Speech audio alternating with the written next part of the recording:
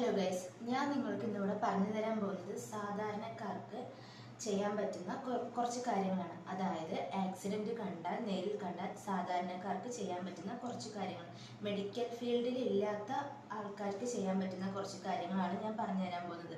ഇതിൽ കുറേ പോയിന്റ് ഞാൻ ഉൾപ്പെടുത്തിയിട്ടില്ല. നമുക്ക് നോർമലായിട്ട് ചെയ്യാൻ പറ്റുന്ന കുറച്ച് കാര്യങ്ങൾ മാത്രമാണ് ഞാൻ ഏതൊക്കെയാണെന്ന് നമുക്ക് കണ്ടാലോ. ആദ്യം തന്നെ നമ്മളൊരു ആക്സിഡൻറ്റ് നേരിട്ട് കണ്ടു. അപ്പം നമ്മൾ ആദ്യം ചെയ്യണം, നമ്മൾ പാനിക് ആവരുത്. അതിനുശേഷം നമ്മുടെ ചുറ്റുപാട് നിരീക്ഷിക്കുക. അതായത് നമ്മൾ സേഫ് ആണോ എന്ന് നോക്കുക. അതിനുശേഷം പോലീസ്, ആംബുലൻസ്, ഈ രണ്ട് സ്ഥലത്ത് നമ്മൾ കൃത്യമായി ഇൻഫർമേഷൻ കൊടുക്കുക. അതായത് പോലീസിലും ആംബുലൻസിലും നമ്മൾ ഇൻഫോം ചെയ്യണം. ചെയ്യുന്ന സമയത്ത് നമ്മുടെ കൃത്യമായ അഡ്രസ്സ്, ആക്സിഡൻറ്റ് നടന്ന സ്ഥലം കൃത്യമായി പറഞ്ഞു കൊടുക്കുക.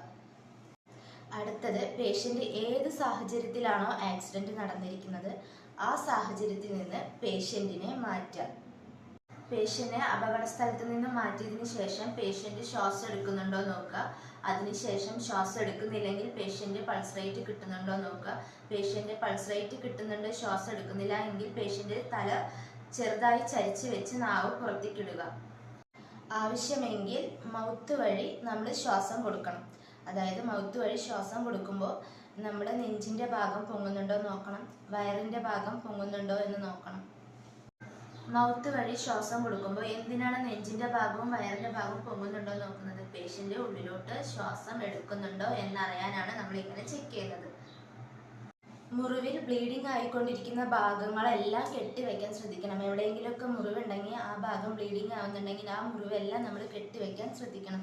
നമ്മുടെ ശരീരത്തിൻ്റെ ഏതെങ്കിലും ഭാഗത്ത് കമ്പോ കഷ്ണങ്ങളോ, അതായത് ചില്ലിൻ്റെ പീസുകളോ അങ്ങനെ എന്തെങ്കിലും കുത്തിത്തറച്ചിട്ടുണ്ടെങ്കിൽ തൊലിക്ക് പുറമേ ആണെങ്കിൽ മാത്രം വലിച്ചൂരുക. ഡീപ്പായിട്ട് പോയിട്ടുണ്ടെങ്കിൽ അത് വലിച്ചൂരാൻ ശ്രമിക്കരുത്. വലിച്ചൂരുന്ന സമയത്ത്, ഡീപ്പായിട്ട് പോയ ഭാഗത്ത് വലിച്ചൂരുന്ന സമയത്ത് ആ ഭാഗത്തെ രക്തക്കുഴൽ ഒന്നും കൂടെ ഡാമേജ് ആവും, ബ്ലീഡിങ് കൂട്ടും. അതുകൊണ്ട് തൊലിക്ക് പുറമേ ആണെങ്കിൽ മാത്രം വലിച്ചൂരുക. ഡീപ്പായിട്ടുണ്ടെങ്കിൽ അത് വലിച്ചൂരാൻ ശ്രമിക്കരുത്.